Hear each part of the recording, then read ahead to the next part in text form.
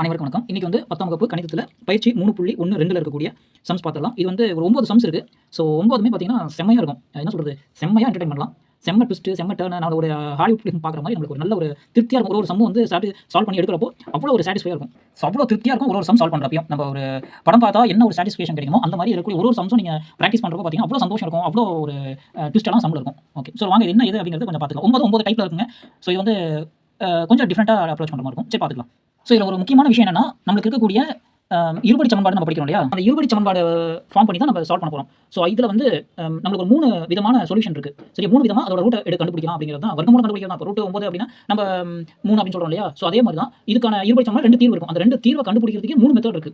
Okay. So first இதில் என்ன சொல்றாங்க அப்படிங்கிறது இந்த பயிற்சியை பொறுத்த வரைக்கும் ஸ்டேட்மெண்ட்டாக கொடுத்துருப்பாங்க. அதாவது சொற்றொடர்கள் அமைந்த கணக்கை இருபடி சமன்பாடு மாற்றும். முதல் ஸ்டெப் என்னது? அவங்க இந்த மாதிரி பத்தியா கொடுத்துருப்பாங்க. அதாவது நம்ம ஈக்குவேஷனாக மாற்றணும். இதுதான் ஃபர்ஸ்ட். மேலே குறிப்பிட்ட 3 முறைகளில் ஏதேனும் ஒன்றை பயன்படுத்தி இருபடி சமன்பாடு தீர்க்கணும். நமக்கு 3 மெத்தட் ஆஃப் சால்விங் இருக்கு. நான் சொன்னாலே அந்த 3 மெத்தட்ல ஏதாவது ஒன்று எது கன்வீனியன்ட்னு கண்டுபிடிக்கணும். அதை நம்ம யூஸ் பண்ணணும். கரெக்டா? ஸோ அடுத்தது கணித முறையில் பெற்ற விடையை வினாவிற்கேற்ப சொற்றொடரில் மாற்றி எழுதணும். அப்போ ஆன்சர் வந்த வாட்டி அதுக்கான விளக்கம் என்ன, எதுக்காக அதை கண்டுபிடிச்சோம் அப்படின்னு எழுதணும். அவ்வளவுதான். ஸோ இருபடி சமன்பாடு 3 முறையில் நம்ம தீர்க்கலாம் அப்படின்னு சொல்லி நம்ம பார்த்தோம். ஸோ அந்த 3 முறை என்ன ஷார்ட்டா என்ன இதுங்கிறத டீட்டெயிலாக கொஞ்சம் முடிஞ்ச அளவுக்கு சொல்லி பார்த்தலாம். ஸோ காரணிப்படுத்த முறையில் ஃபர்ஸ்ட் வந்து தீர்வு கண்டது. அந்த காரணிப்படுத்த முறையில் நம்ம ஆல்ரெடி எல்லாமே பார்த்தாச்சு தான். ஒரு ஷார்ட் ரிவிஷன் அப்படி வச்சுக்கலாம். ஸோ என்ன பண்ணலாம்? a² + bx + c அப்படிங்கிற பொதுவெளி எழுதிப்போம். சமன்பாட்டை காரணிப்படுத்திப்போம். நேரிய காரணங்களை பெருக்கல் பண்ணா சமன்பாட்டை எழுதிப்போம். பூஜ்ஜியத்துக்கு சமனிட்டு x ஓட மதிப்பு கண்டுபிடிச்சிருப்போம். ரைட்டா? ஸோ இந்த மாதிரி ரைட்டா ஒரு ஈக்குவேஷன் கொடுத்திருப்பாங்க. அதை வந்து நம்ம காரணிப்படுத்திருப்போம். First number last number multiple பண்ணி எது கூட்டினா பெருக்கினா இது கூட்டினா இது அப்படின்னு சொல்லி எடுத்துருப்போம். அதுக்கப்புறம் பெருக்கல் ரெண்டுக்கும் காமனா பொதுவாக இருக்கிறது பெருக்கல் சமன்பாட்டை வந்து நம்ம பெருக்கல் முறையில் நம்ம எடுத்துருப்போம். இது ஃபர்ஸ்ட் ஸ்டெப். கரெக்டா? First step. அடுத்து இது செகண்ட் ஸ்டெப் காரணிப்படுத்தணும். தேர்ட் ஸ்டெப் பெருக்கல் முறையில் அது 1 டேர்ம் 0க்கு இதுதான் பூஜ்ஜியத்துக்கு சமப்படுத்துற 4வது ஸ்டெப். ஸோ ஈக்குவல் பண்ணி அதுக்கு தீர்வு வந்து கண்டுபிடிக்கிறது. இது வந்து ஃபர்ஸ்ட் மெத்தட்.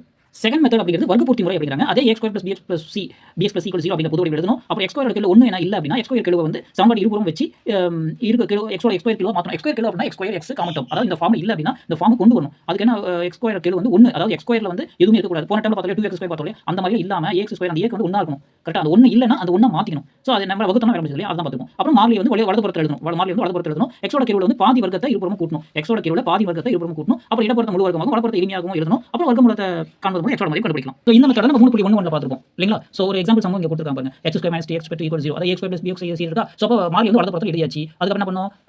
இந்த எல்லா டேர்மையும் வந்து 1/2 x² ஓட கெழு ஸ்கொயர் இருபுறமும் கூட்டணும் அப்படி சொல்லிருக்காங்க. அதாவது இத 2 ஆல டிவைட் பண்ணோம் அப்படினா என்ன ஆகும்? இத x² - 3x + 3/2 whole square + 2 3/2 whole square. அதாவது 3/2 வந்து ரெண்டு பக்கமும் கூட்டணும். ஸ்கொயர் x ஓட கெழு வந்து x ஓட கெழு இங்க இருக்கு. 3/2 இந்த பக்கம் வந்திருக்கும். சோ அப்போ half x இன் கெழு ஹோல் ஸ்கொயர் ரெண்டு பக்கம் கூட்டுறோம். அதுக்கு அப்புறம் x - a² - b² இந்த இது ஒண்ணும் இல்லைங்க. என்ன மெத்தட்னா a - b² ஃபார்முலா கொண்டு வரோம். அவ்வளவுதான் முடிஞ்சது. கொண்டு வந்துட்டோம்னா அதுக்கான சொல்யூஷன் வந்து மீதி எல்லாமே நம்ம சம்ல பார்த்ததே தான்.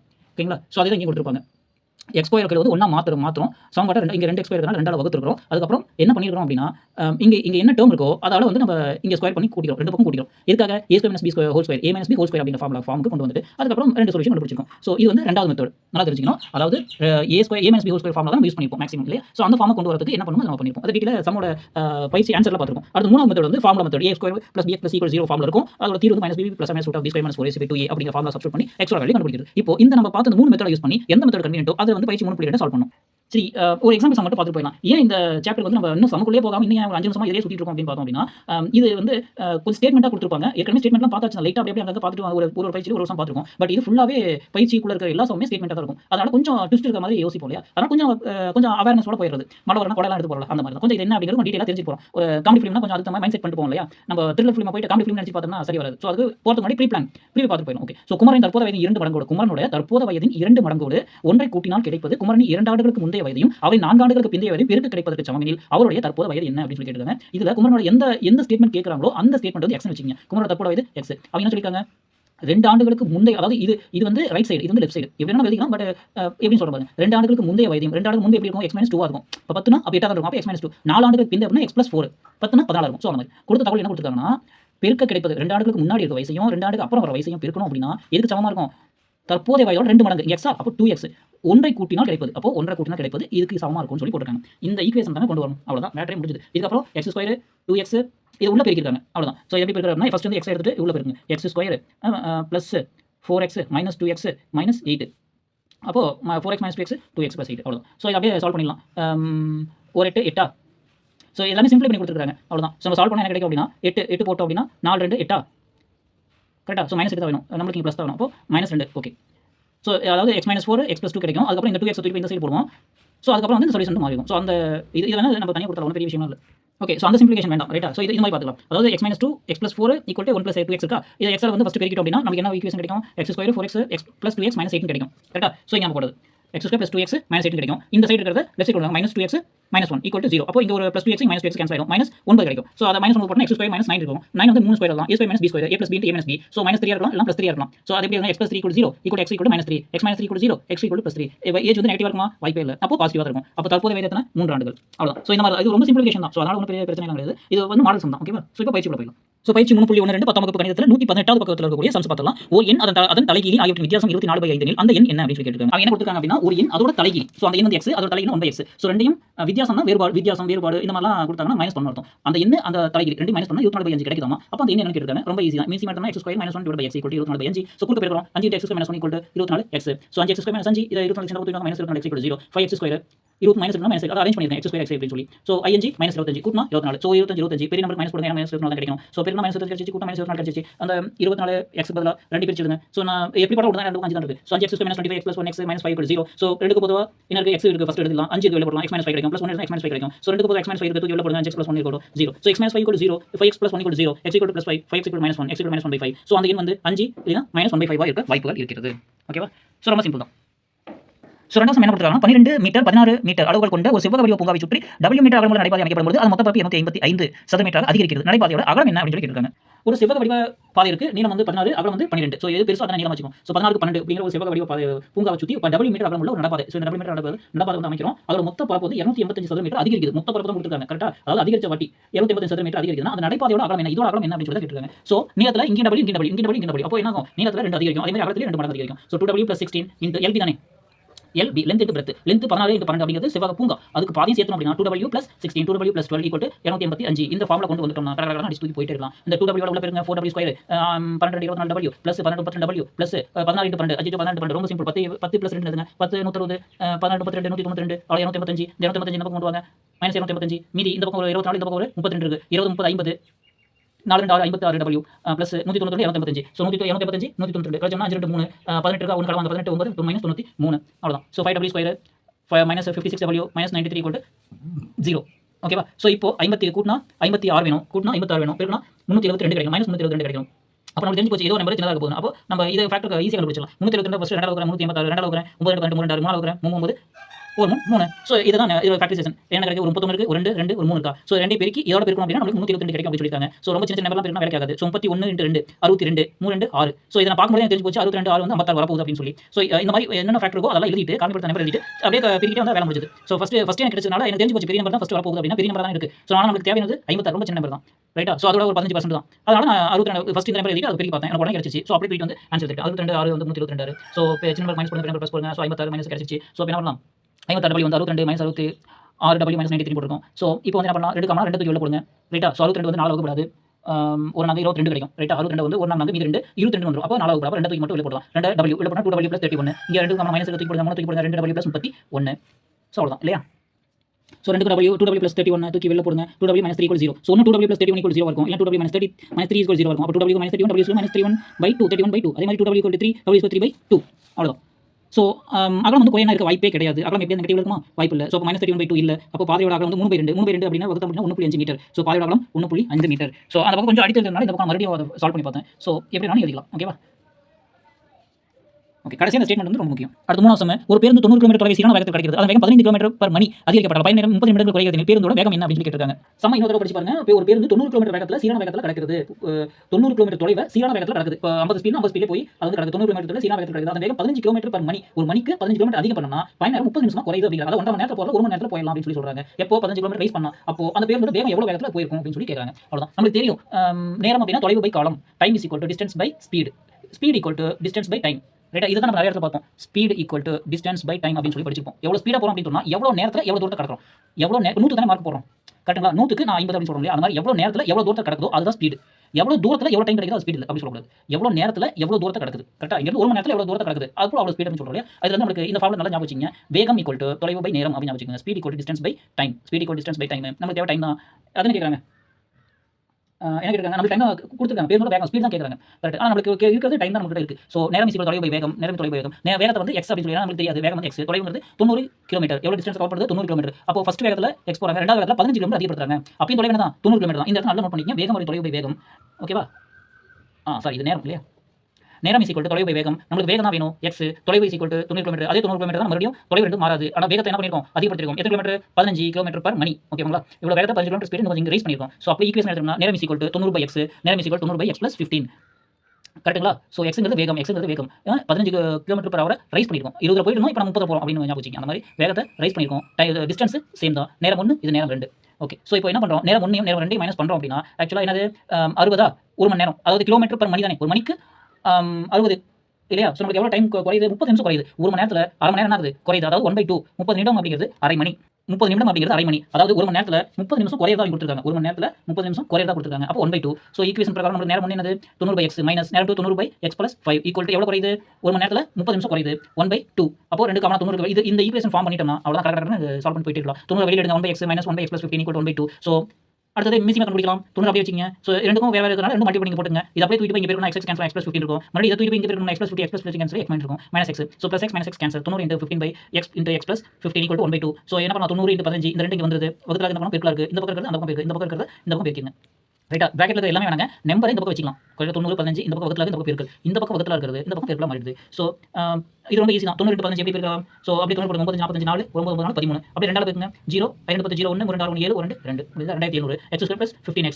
இது அப்படியே ஈக்குவேஷன் ஃபார்ம்ல கொண்டு வந்தோம்னா இந்த பக்கம் போட்டு இத மைனஸ் பண்ணுவோம். இல்ல இந்த பக்கம் போயிருங்க. x² + 15x - 2700 = 0. ஸோ இதோட ஃபேக்டரைசேஷன் கண்டுபிடிங்க. பார்க்க பெரிய நம்பரா இருக்கு, ரொம்ப சிம்பிளா கண்டுபிடிச்சிடலாம் இல்லையா? ஸோ பெருக்கணும் நம்மளுக்கு -2700 2700 கிடைக்கும். கூட்டினா 15 தான் கிடைக்கும். ஸோ ஃபர்ஸ்ட் நான் 3 வகுத்துறேன் 9 21. ஏன்னா இது 23 வகுப்பு எனக்கு தெரிஞ்சது. அதனால 3 ஃபர்ஸ்ட் வகுத்து பார்த்துட்டேன். 9 22 0 3 போடுங்க 3 போடுங்க 300 3 10 வகுத்து அப்படின்னா 3 வகுத்துனா 1 3 0 0 10 வகுத்துனா 10 100. ஸோ 5 வகுத்துனா 2. ஸோ இந்த நம்பர்ஸ் எல்லாமே எழுதி பார்த்துடலாம். ஸோ நமக்கு தேவை வந்து சின்ன நம்பரா தான் இருக்குது. அப்போ ரெண்டுக்கும் நியரஸ்ட் ஈக்குவலா தான் இருக்க போகுது. ரைட்டா? ஸோ ரெண்டு பெரிய நம்பருக்கு வித்தியாசம் வந்து ரெண்டுமே ஈக்குவல் நம்பர். அது 15 அது 50 தான் இருக்க போகுது. ஸோ அந்த கெஸிங் தான், வேற ஒன்றும் கிடையாது. அப்போ என்ன பண்ண அப்படின்னா 3 9 9 5 45. ஸோ ஃபர்ஸ்ட் நம்ம பெருக்கி பார்த்தேன். 3 9 9 27 × 100 ரைட்டா? 7 10 100 அப்படி இல்லையா 270. அதாவது இந்த 3 நம்பர் அந்த 3 நம்பர் ஏன்னா பெரிய நம்பர் தான் இருக்க போகுது.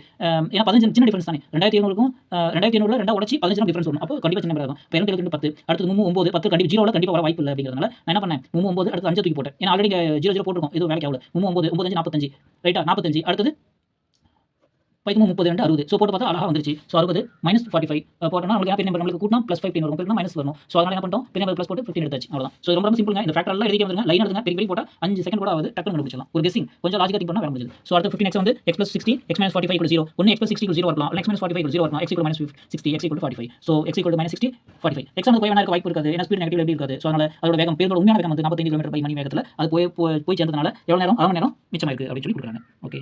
அடுத்த 4 ஒரு பெண்ணின் வயது அவரது சகோதரியின் வயதை போல 2 மடங்கு 5 ஆண்டுகளுக்கு பின் இரு வயதிலும் பெருக்கல் 375 எனில் சகோதரிகளின் தற்போதைய வயது என்ன அப்படின்னு சொல்லி கேட்டு. ஸோ எப்பவுமே தற்போதைய வயது அப்படி கேட்டால் எக்ஸ் எடுத்துங்க. அந்த பெண்ணோட வயது அப்படின்னு பார்த்தா 2 மடங்கு சொல்லியிருக்காங்க இல்லையா? அந்த பெண்ணோட வயது அவரது சகோதரின் வயதை போல 2 மடங்கு, அப்போ 2x. அடுத்து 5 ஆண்டுகளுக்கு பின் இரு வயதிலும் பெருக்கப்படும் 375. அவரோட சகோதரி வயது வந்து 5 ஆண்டுகளுக்கு பின் அப்போ எப்படி மாறும், x + 5 வரும். அவர் சகோதரி வயது வந்து x + 5 ஆகும். அந்த பெண்ணோட வயது வந்து 2x.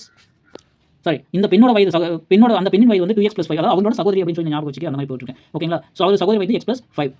இல்லைன்னா இந்த பெண்ணின் வயது அப்படி போட்டுக்கலாம், இது சகோதரி வயது போட்டுக்கலாம். ஏன்னா சகோதரி வயதை போல 2 மடங்கு. ஒரு பெண்ணோட வயது சகோதரி வயதை போல 2 மடங்கு. அப்போ இதுதான் கரெக்ட்டுங்களா? இது கரெக்ட் தான். அந்த பெண்ணோட வயது நல்லா ஃபர்ஸ்ட் லைன்ல ஒரு பெண்ணோட வயது அவரின் சகோதரின் வயதை போல 2 மடங்கு. அப்போ சகோதரின் வயது தான் x ஆ எடுத்துக்கலாம். சகோதரி வயது x + 5, பெண்ணோட வயது 2x + 5. ஃபர்ஸ்ட் லைன்ல என்ன கொடுத்துருக்காங்க நல்லா கவனிச்சிங்க. ஒரு பெண்ணின் வயது அவர் சகோதரி வயதை போல 2 மடங்கு, அப்போ 2x + 5. ஓகே, அப்போ இது கரெக்ட் தான். அவர் சகோதரி வயது வந்து x + 5, இந்த பெண்ணோட வயது 2x + 5. ஸோ கணக்கின்படி 2 வயதோட பெருக்க பலன் கொடுத்துருக்காங்க 375. ஸோ என்ன பண்ணிருக்காங்க 2 வயதோட பெருக்க பலன் x + 5 2x + 5 = 375. இதுக்கப்புறம் நம்ம ஈக்குவேஷன் கொண்டு வந்தாச்சு. கரெக்டாக டிஸ்ட் போயிட்டே இருக்கலாம். x = 2x² + 5x 5 10x 5 25 = 325 2x² 10 5 15x. So +25 இந்த பக்கம் -325 இருக்கு, தூக்கிட்டு வாங்க. ஸோ வெறும் 375 இங்கே 25 அப்போ 350 வரும். ஈஸியாக கண்டுபிடிச்சிடலாம். ஸோ கடைசி காமிக்கணும் அவசியம் இல்லை.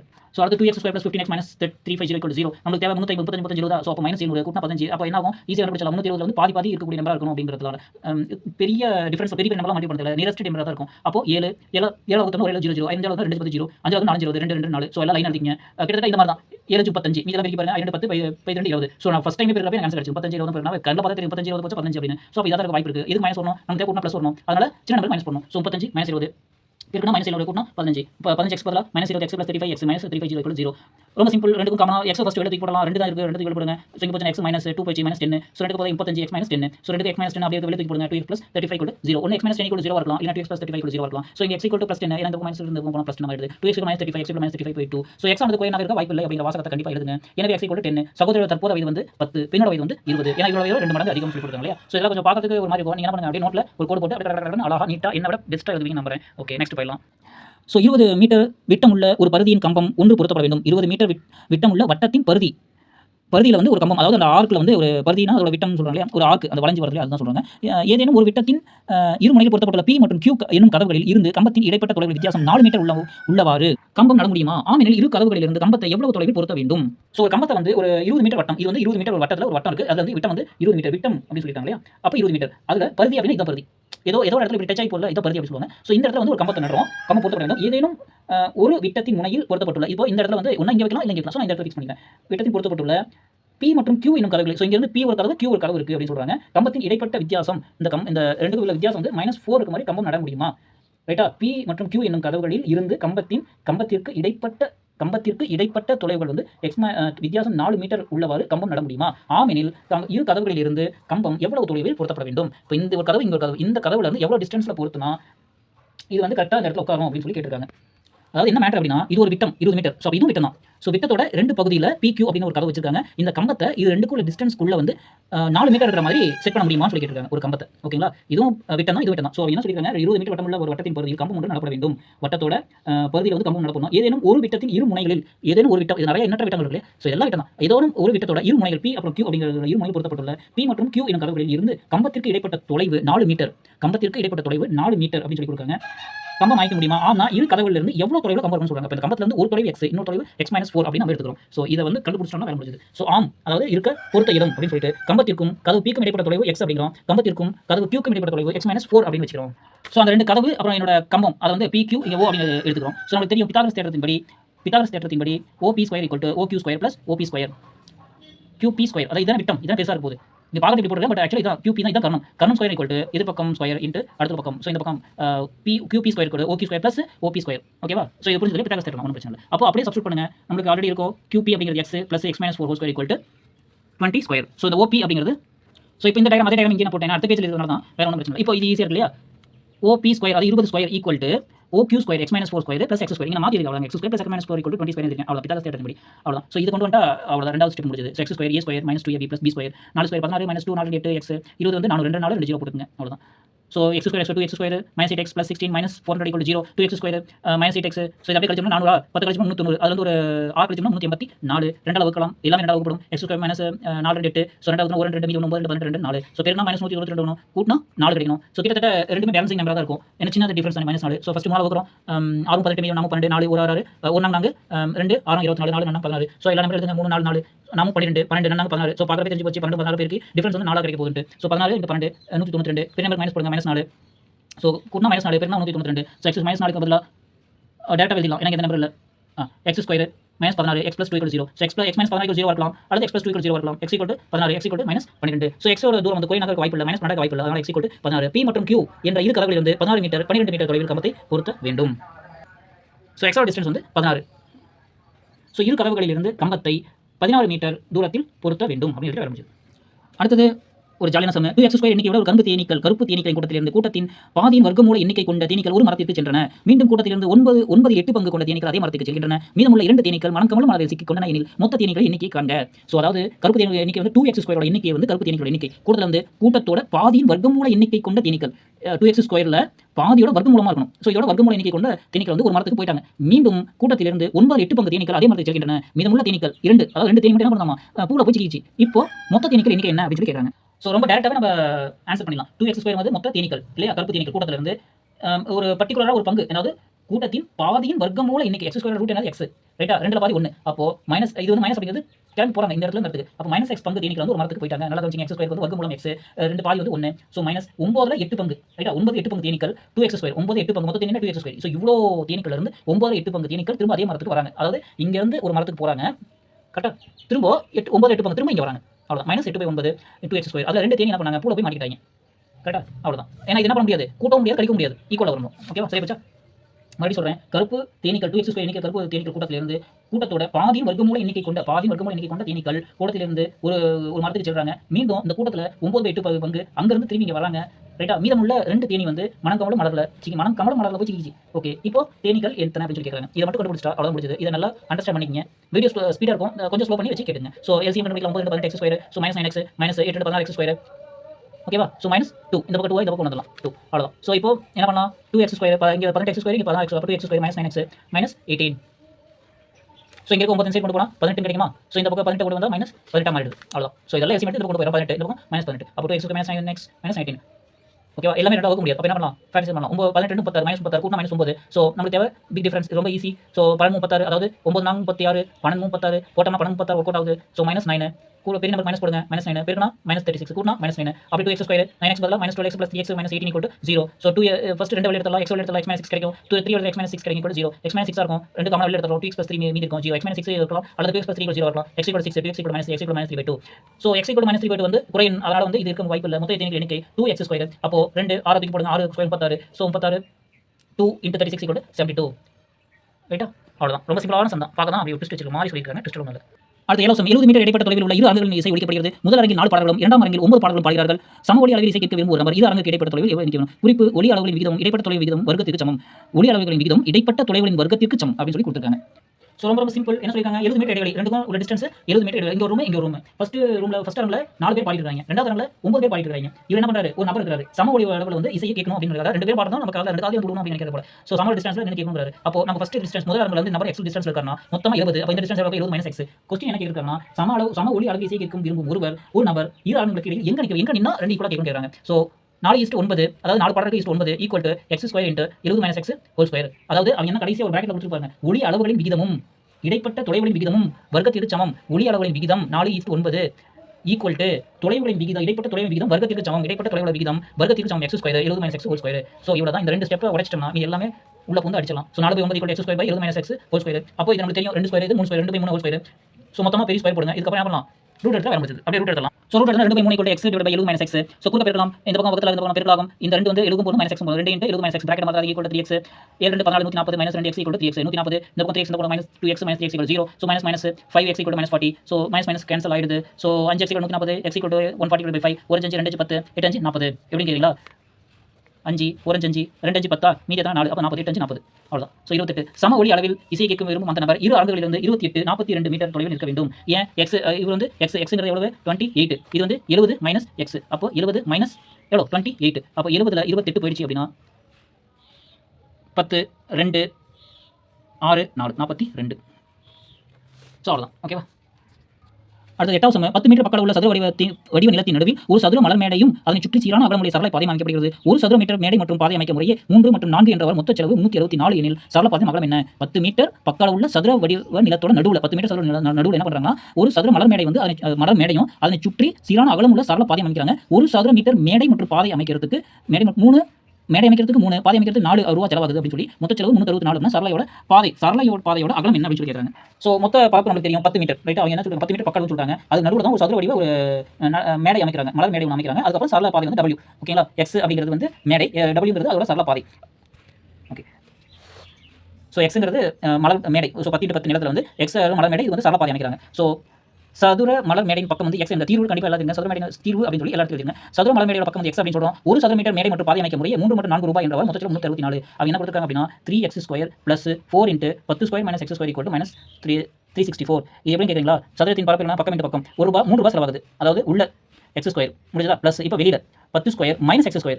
கரெக்டுங்களா? ஸோ இது வந்து உள்ள போகிறதுக்கு இதோட பரப்பு என்ன, x². ரைட்டா, இதோட பரப்பு என்ன, 10² - x². இது ஃபுல்லாக 10ங்க. ரைட்டா, இது ஃபுல்லாக 10, இது ஃபுல்லாக 10. அப்போ x கழிக்கணும், 10² - x². அவ்வளோதான். ஸோ மொத்தம் இது பரப்பு வந்து x². நமக்கு தெரியும் a² தான் ஃபார்முலா. அவ்வளோதான். இது வந்து 3 ரூபாய், இது வந்து 4 ரூபாய் அப்படின்னு சொல்றாங்க. இந்த கேஸ் புரிஞ்சது இல்லையா? இந்த 3 ரூபாய் வந்து உள்ள இருக்கிற மலர் மேடைக்கு x². x²ங்கிறது எங்கிருந்து கொண்டு வரலீங்க, ஃபார்முலா. பக்கம் இந்த பக்கம் சதுரத்தின் பரப்பளவு. அவ்வளோதான். 4 ரூபாய் அது கணக்கு கொடுத்துருக்குது. இது வந்து இந்த சதுரத்தின் வெளிவட்டத்தோட சதுரத்தின் பரப்பளவு, வெளிவட்ட சதுரத்தோட பரப்பளவு, அதாவது சரள பாதையோட பரப்பளவுனா 10² - x². ஏன்னா x² நமக்கு தெரியாது, அதனால 10². அதாவது இதோட பரப்பு மைனஸ் அதோட பரப்பு. முடிஞ்சதா? அதை இப்போ நமக்கு கிடைச்சிடும். இதோட பரப்புல இருந்து இதோட பரப்பு எடுத்துட்டோம் அப்படின்னா இந்த பரப்பு என்ன கிடைச்சிடும், அதுதான் 364 கொடுத்துருக்காங்க. 3x² + so 10 square 100 minus x square equal 334. So நாலு தூக்கி உள்ள போனீங்க. இது வந்து ஏ ப்ளஸ் பி மைனஸ் பியில் கொண்டு போனீங்கன்னா சம் இங்கே போயிடும். ரைட்டா, நம்மளுக்கு தேவை வந்து பாதையோட அகலம் தான் கேட்குறாங்க. அதனால எக்ஸோட வேல்யூ வந்து ஷார்ட் ஆகிட்டு கண்டுபிடிக்கும் போட்டு பார்த்து போயிடலாம். X square plus 400 minus 4 x square 364. So minus இங்கே ஒரு 3 எக்ஸ் ஸ்கொயர் மைனஸ் 4 அப்போ minus x square 364 minus 400 minus 36 minus cancel x square equal 36. அப்போ எக்ஸ் ஈக்குவல் 6. ஸோ சரள பாதையோட அகலம் அப்படின்னா 10 மைனஸ் எக்ஸ், அதாவது மொத்தம் 10 minus x divide by 2. So equal 10 minus 6 divide by 2. So 4/2 equal 2. So ஏன் இந்த ரெண்டாவது வகுக்கிறோம் அப்படின்னா அந்த பாதை வந்து சுற்றியும் தான் வருது. ரைட்டா, இதை சுற்றியும் வரது. அப்போ இதில் பாதி தான் நம்மளுக்கு தேவை. பாதி சொன்னால் தான் ஒரு பாதையோட அகலம் நம்மளுக்கு மொத்தமாக சேர்த்து நம்மளுக்கு வரும். ஸோ இந்த பக்கம் இந்த பக்கம் ரெண்டு பக்கம் இருக்கு இல்லையா, அப்போ நம்ம ஒரு பக்கத்தை மட்டும் சொன்னாவே போதும். அதனால 10 மைனஸ் எக்ஸ் டிவைட் பை 2. 10 அதாவது ஃபுல்லாக இந்த பக்கம் அகலம் இது வந்து 10, இது வந்து எக்ஸ். ரைட்டா, இந்த பக்கம் இருக்கும் இந்த பக்கம் இருக்கும். அப்போ டிவைட் பை 2 முடியுது. 10 minus x divide by 2. 10 minus 6 divide by 2 4/2 metre. சூப்பர்ல. சும்மா தேடிக்க விட்டாங்க. அடுத்தது 9வது, ஒரு செங்கோண முக்கோணத்தின் கர்ணம் 25 சென்டிமீட்டர், அதன் சுற்றளவு 56 சென்டிமீட்டர். முக்கோணத்தோட சிறிய பக்க அளவை காண்க. ஒரு செங்கோண முக்கோணம் 25 சென்டிமீட்டர் கர்ணம், அதோட சுற்றளவு 56 சென்டிமீட்டர் அப்படின்னா முக்கோணத்தோட சிறிய பக்க அளவு என்ன அப்படின்னு கேட்குறாங்க. ஸோ ஒரு முக்கோணத்தோட சிறிய பக்கத்தோட நீளத்தை வந்து என்ன அப்படின்னு தெரியல. அப்போ எது தெரியாது, எக்ஸ் வச்சுக்கலாம். இது வந்து ஒரு செங்கோண முக்கோணம், இப்படி போட்டால் 90 டிகிரி அர்த்தம். ஸோ ஏபிசி பேர் போட்டாச்சு, கர்ணம் 25 சென்டிமீட்டர் கொடுத்தாங்க. இங்கே வந்து எக்ஸ் அப்படின்னு சொல்லி எடுத்தாச்சு. அதோட சுற்றளவு வந்து 56 அப்படின்னு சொல்லி கொடுத்துருக்காங்க. ஸோ இது நமக்கு தெரியாது, இது அப்படியே வச்சுக்கலாம். ஓகேவா, நான் கடைசி இதை பின்னாடி சால்வ் பண்ணி காமிக்கிறேன். ஸோ ஏபிசி போடாமா, எக்ஸ் இதெல்லாம் சின்ன நேரத்தான் கேட்குறாங்க. எக்ஸ் வச்சுக்கலாம். இது வந்து 25 மீட்டர் அப்படின்னு கொடுத்துருக்காங்க. இது கொடுத்துருக்காங்க, இது கொடுத்தாங்க, இதையும் கொடுத்தாங்க. ஸோ கணக்கு படி சுற்றளவு என்ன கொடுத்துருக்காங்க, சுற்றளவு 56 கொடுத்துருக்காங்க. அதாவது ஏபி பிசி சிஏ 3 கூட்டினா 56. ஏன் நமக்கு தெரியும், எக்ஸ். பிசி தெரியாது, ஏசி 25. ஏன்னா ஒரு நீளம் தான் வச்சிருக்கோம். ஸோ ஏதோ ஒரு நீளம் தான் உங்களுக்கு. இப்போ இதை நீங்கள் எக்ஸ் வச்சாலும் ஒரு பெரிய விஷயம் இல்லை. ஓகேவா, முதல்ல ஒரு இது வந்து எக்ஸ் அப்படின்னு வச்சிருக்கோம். So x plus PC plus 25 கூட 36 56. இதுதான் நம்மளுக்கு கொடுக்கப்பட்ட விஷயம். ஸோ அப்போ பிசி அதாவது ஒரு பகுதி வேணும் அப்படின்னா 25, இந்த பக்கம் மைனஸ் 25, 56ல் 25 போச்சுன்னா 31 ப்ளஸ் எக்ஸ், இந்த பக்கம் மைனஸ் எக்ஸ். பிசி அப்படிங்கிறது 31 மைனஸ் எக்ஸ் கொண்டு வந்தாச்சா, அவ்வளோதான். இது அப்புறமேட்டு எழுதிருக்கேன், அவ்வளோ வேறு ஒன்று. பித்தாகரஸ் தேற்றத்தின்படி கர்ணம் ஸ்கொயர் ஈக்குவல் டு எது பக்கம் ஸ்கொயர் ப்ளஸ் அடுத்த பக்கம் square x square plus 31 minus x whole square. இதை பித்தாகரஸ் தேற்றத்தின்படி அப்படின்னு எழுதிருங்க. அப்போ x square a square minus 2ab 31 2 62 எக்ஸ் plus b square x square. ஓகேவா, 31 × 31 961. ஸோ அப்படி வேணும் அப்படின்னா 31 × 31 30 + 1 அப்படி போட்டுங்க. 0 3 9 31 961 வேலை செஞ்சிச்சா, அவ்வளோதான். சிம்பிளாக பெருக்கிருக்கேன் வேறு உங்களுக்கு. ஸோ மீதி வந்து 2x² minus 62x plus 961 minus 625 0 2x² minus 62x 921 625 கழிங்க 1 5 போகாது 11 5 6 போயிடுச்சு. இங்கே வந்து 5 2 போச்சு 3 9 6 போச்சு 336. So 2x² minus 62x plus 33 336 0. ரெண்டாவது வகுத்து தூக்கிடலாம். x² minus 31x plus 168 0. So பெருக்கா 168 கூட்டினா 31 பெரிய நம்பர் இருக்குது. அப்போ நம்ம ரொம்ப கன்ஃபியூஸ் பண்ணால் அப்படியே வகுத்து தூக்கி போட்டே போடலாம். 4 6 4 16 8 2 2 4 1 2 3 7 21 எல்லா நம்பர் எழுதுங்க. ஃபர்ஸ்ட் 2 4 8 7 21 8 21 கிடைக்கும். அடுத்து 4 8 24 × 7 ஸோ 24 × 7 ஒர்க் அவுட் ஆகுது. அப்போ 24 × 7 கூட்டினா மைனஸ் 31 பெருனா ப்ளஸ் 168 அப்போ 2 மைனஸ் போடுங்க, அழகாக கிடைச்சிருச்சு. அப்போ x மைனஸ் 24 x மைனஸ் 7 = 0. இங்கே எந்த நம்பர் இல்லை, அதனால் என்ன பண்ணலாம், அப்படியே அதோட காரணம் தூக்கி எழுதிக்கலாம். பெரிய விஷயம் கிடையாது. x மைனஸ் 24 = 0 இருக்கலாம், x மைனஸ் 7 = 0 இருக்கலாம். x = 24 x = 7. ஸோ x ஆனது சிறியதாக கேட்டிருக்காங்க. அங்கே என்ன கேட்டிருக்காங்க, முக்கோணத்தோட சிறிய பக்கத்தோட அளவு x = 7. கொடுக்கப்பட்ட செங்கோண முக்கோணத்தின் மிகச்சிறிய பக்கத்தின் அளவு 7 அப்படின்னு எழுதணும். நீங்கள் 24 எழுதுனா தப்பு. இவ்வளோ தூரம் கஷ்டப்பட்டு வந்து விடை வந்து இது அப்படியே விட்டீங்கனாலும் தப்பு தான். கரெக்டாக, ஏன்னா சின்ன பக்கத்தோட வந்து கொஸ்டின் ஃபினிஷ் பண்ணணும். ஸோ பயிற்சி 3.12 முடிஞ்சது அப்படின்னு நினைக்கிறேன். ஸோ அடுத்து இதை பார்க்கலாம். ஸோ ரொம்ப சிம்பிள் தான். ட்விஸ்ட் டென்ஸ்லாம் இருக்கு. ஒரு சம் நீங்கள் படிச்சுட்டு பார்க்காம சால்வ் பண்ணி பாருங்க. செம ட்விஸ்ட்டாக இன்ட்ரெஸ்டிங்காக இருக்கும். பார்க்கவே ஆச்சரியமாக இருக்கும். ஒரு லைன் நீங்கள் அடிச்சு ஈக்குவேஷன் கொண்டு வந்து மறுபடியும் அதே ஈக்குவேஷன்லாம் கொடுத்து எழுதுறதுக்குலாம் ஒரு படம் பார்க்குற மாதிரி என்னை பொறுத்த வரைக்கும் செம்ம என்டர்டைன்மெண்ட். ஸோ நீங்கள் ஒரு படம் பார்க்குறதுக்கு ஈக்குவல் இந்த கிக் டர்னிங் டைம் எல்லாம் நிறைய செமையாக இருக்கும்னு நினைக்கிறேன். செமையாக என்ஜாய் பண்ணிட்டு நினைக்கிறேன். ஸோ நெக்ஸ்ட் இதில் பார்க்கலாம். தேங்க்யூ.